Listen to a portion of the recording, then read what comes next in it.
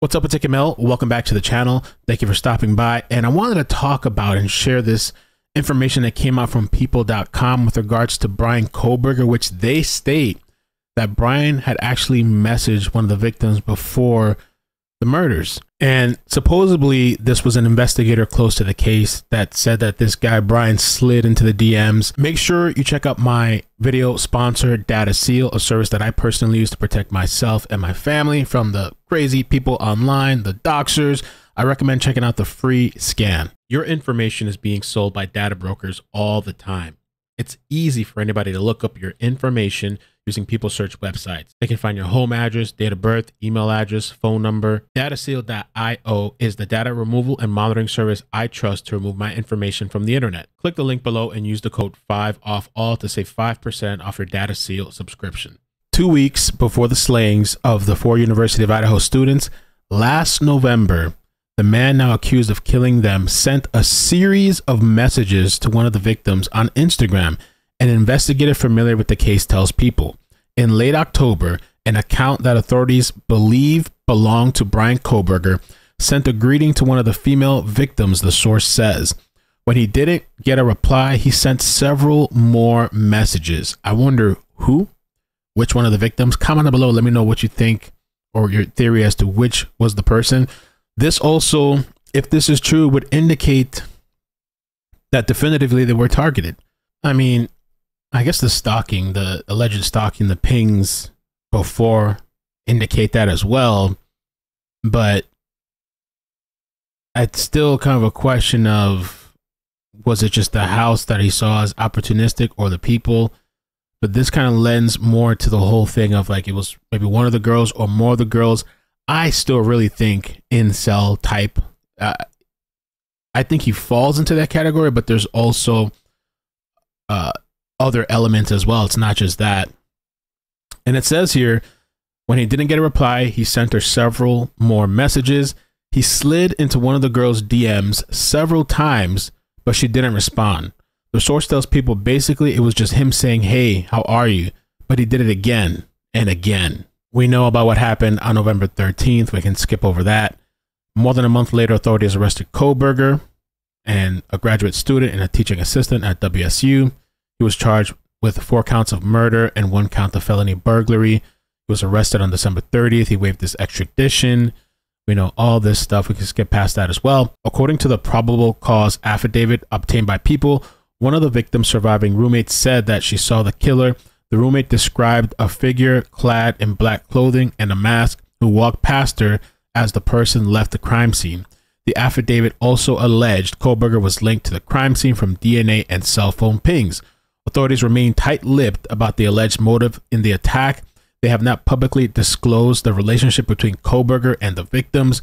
Kohberger's now deleted Instagram account, which there were a bunch of fake ones that came up after the murders, which was viewed by People before it was removed, so people actually saw this, followed the accounts of Mogan, Gonsalves, and Kernoodle, but there was no public interaction. So I've heard of things like that, but I didn't give too much air to it or time to it, the thought to it, because I'm thinking like all these fake accounts that popped up. But People here are saying that they actually followed his actual account and that he was following Maddie, Kaylee, and Xana. It's unclear why Kohberger didn't get a response to his messages.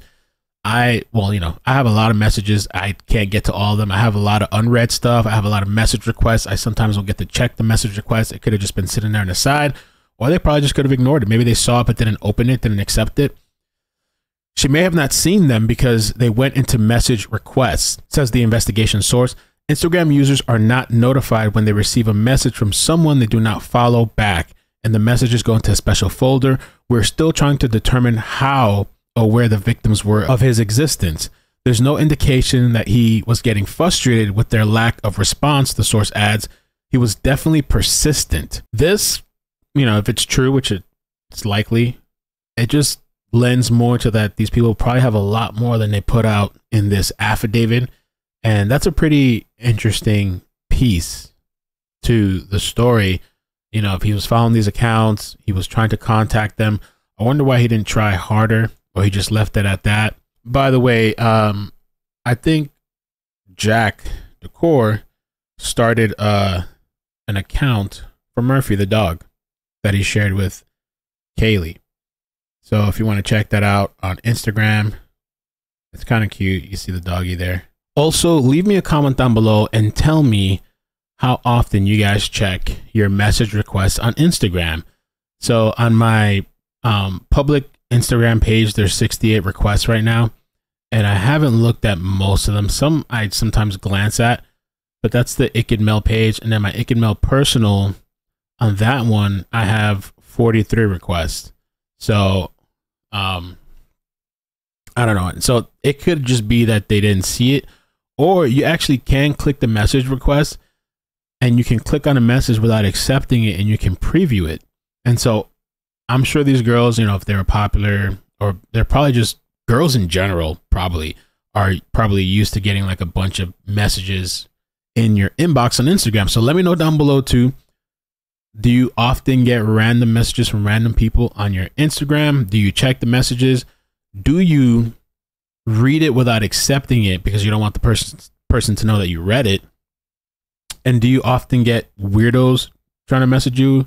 I've seen somebody that sent me a message the other day where some guy was offering for feet pictures for money.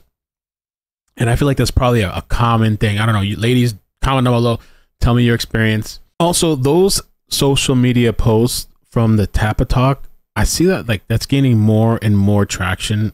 A lot of people, including myself, I believe that's him, that it's likely him. And so I haven't gone through all the posts that he's made. Maybe someday I will, but that also gives some sort of insight. But I almost wonder too if the defense in desperation at some point can try to use that to his advantage, if that's the things that he struggled with to avoid maybe a death sentence. But you guys comment below. Thank you so much for watching. Hit the like button, subscribe, turn on bell notifications. Trying to get to 175, less than 500 away. Take care of yourselves. Peace. Bye. Bloop, bloop, bloop, bloop, bloop.